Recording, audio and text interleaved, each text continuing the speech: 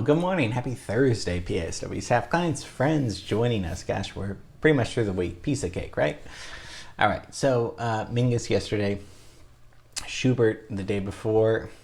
Tomorrow, film scoring results for Surviving Picasso. Those are, piece of cake. Those are. Can't wait to show you that tomorrow. And then, today we're gonna look at and revisit a park that we looked at a while ago. But let's get right back into the action of it, and let's look at Echo Park Lake.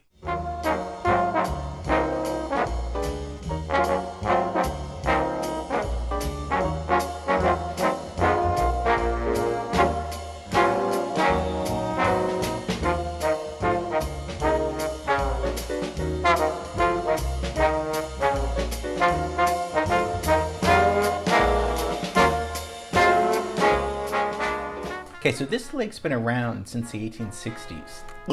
I mean, talking about it used to be used for drinking water. It was a reservoir. And then later as a park with canoes and fishing, and we'll get into that. But the earliest use was as a reservoir, and it wasn't called Echo Park Lake. It was called Reservoir Number 4. So it doesn't sound quite as good. Now Echo Park Lake sounds a little bit better, but Reservoir Number 4 in 1868. The company obtained the water by, how do you do it? You dig a ditch and sent water flowing from the LA River in the area known as Los Feliz. Yes, it is Los Feliz, but this Angelinos, we say Los Feliz. That's just what it is. Let's look at our map. This might be the earliest thing that we look at. This is a few years, 10, 20 years before MacArthur Park. MacArthur Park's kind of in the late 1880s, 1890, but if we go by 1868, I mean, this is a long time ago, way before people are starting to build things in Los Angeles, because I think of 1929 as when buildings are arising, City Hall and all those things, and then the observatory in 1935. So it's like, LA sees a lot of progress just in the early 20th century. So I mean, why is it called Echo Park? Well, because of an echo, pretty much. A guy, Joseph Henry Tomlinson. He was the architect, and he was kind of he spearheaded this whole construction of, okay, let's do something with this lake. Let's make it. If we build something nice, people will come. And if we make it into like a nice little lake, people will come. Tomlinson said that he heard workers speaking behind him, but when he turned to face them, he realized they were on the other side of the basin. So these echo things there was this natural echo. So hence Echo Park. So I don't know. I mean, you probably can't hear any echoes now, but that's what it was in the beginning. Probably because of all the hills and the sound bouncing off. So by 1895, the park and a boathouse, the boathouses were completed, and that's all well and good. But really by the 1910s, movies come. Lest anyone think Hollywood was where they came. We've talked about this a little bit, but no, Hollywood was not the first place. It was Edendale. It was Echo Park. It was this area that they first came from the East Coast to do movies. So by the 1910s, movies are being in Glendale Boulevard, and the park was used extensively for filming because it was perfect. There were so many short silent comedy films being made in the park. They eventually said you have to stop filming your movies here because all the flowers are being trampled on. And if we think, that's also a very cool area because we talked about Doheny, the billionaire. 1892, this is when, in the area that Doheny and his partner Canfield discovered oil, right? Remember we looked at where they first discovered oil. This was right around kind of where the Bob Baker Marionette Theater is. So this was the start. I mean, Edendale, Los Feliz, Echo Park, this is really the start of the city. And they call this the West Side. It's funny, Echo Park Lake was called like West Los Angeles because it was west, but I mean now it's completely east side, in our minds because the beach is west, but back then it wasn't. So oil's also there too. So we're getting things bubbling and rising over there. It's kind of exciting. So February 26th, 1892 is when the city officially names it Echo Park, the neighborhood. And from 1905 to 1935, the city was really booming. I mean, because now you have film people, film industry coming in from the East Coast. Mostly Mack Sennett. I mean, he's the one that's really doing all the films there. And by 1920, it was really becoming a big attraction with Spanish-style cottages and apartments, and I mean, the architecture there, even today, is just still so beautiful. Now it's gentrified by white hipsters, and that's fine too. But we'll talk a little bit about what happened to it later. It's hard not mentioning the park without looking at that huge temple over there. What is, you guys have seen this, the Angelus Temple. This was first opened in 1923 for a woman. See, I mean, women did have some power back then. Amy Semple McPherson, she was super famous. I mean, she was like the Howard Stern. I mean, she had an audience and broadcasting.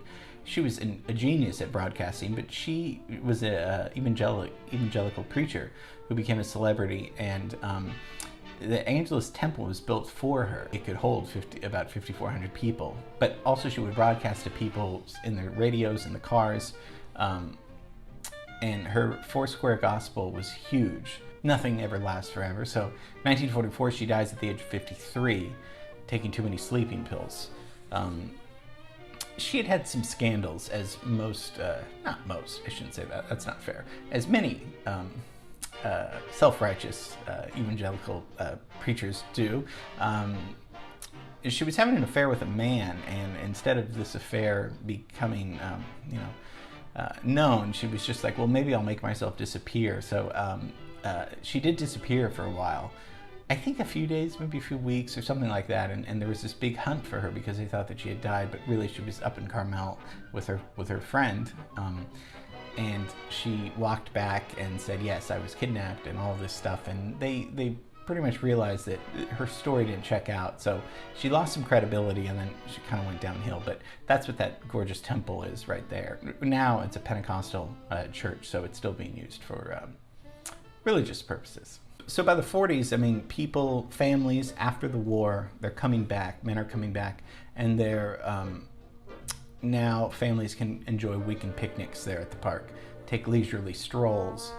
It fell into disrepair, just like MacArthur Park did, and went through some tough times. And but in 1995, the park's 100th anniversary, a lot of people got together and they formed they focused on Echo Park, the needs of it and the public safety, and they started trying to protect it more and take better care of it. So, and then in 2006 there was a huge reversal. They put in a ton of money, like $40 million, to make it look better, to make it feel better, and it was declared a cultural historical monument.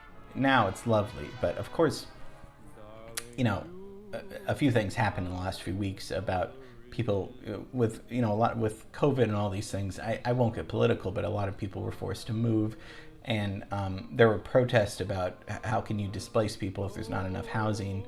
So that's been going on in the year 2021, and just in the last few weeks and months, and it's just, there's no easy answer, and it's a very sad reality that's happening. So we'll hopefully we'll just trust our leaders, our people in the city, to hopefully give some care and compassion to people that don't have housing. And just a few cool little clips. I thought, Chinatown was filmed there, very famous movie, and something we'll look at sometime. You can take a look at, this is 1974, but the movie takes place much earlier.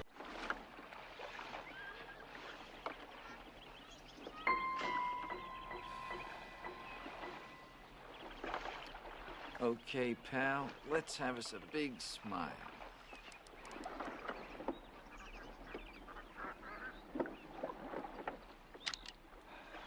You'll love it.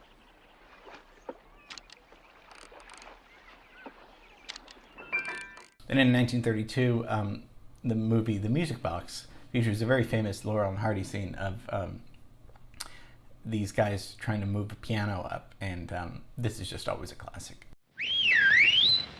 What? He don't want me! He wants the other monkey!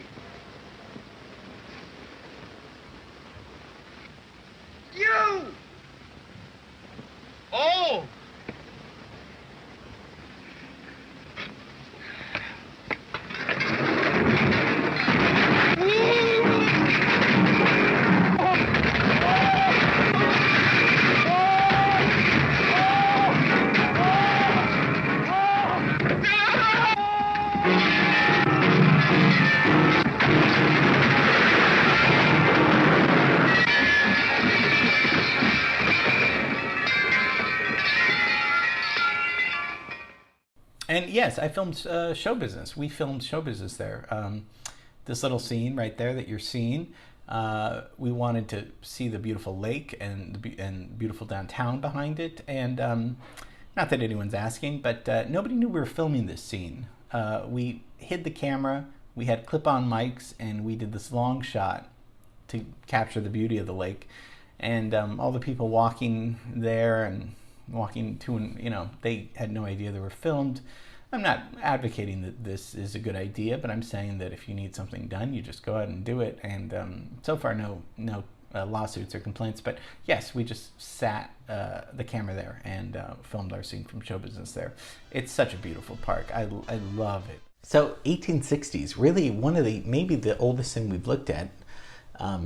Before MacArthur Park, 1860s, used as a reservoir.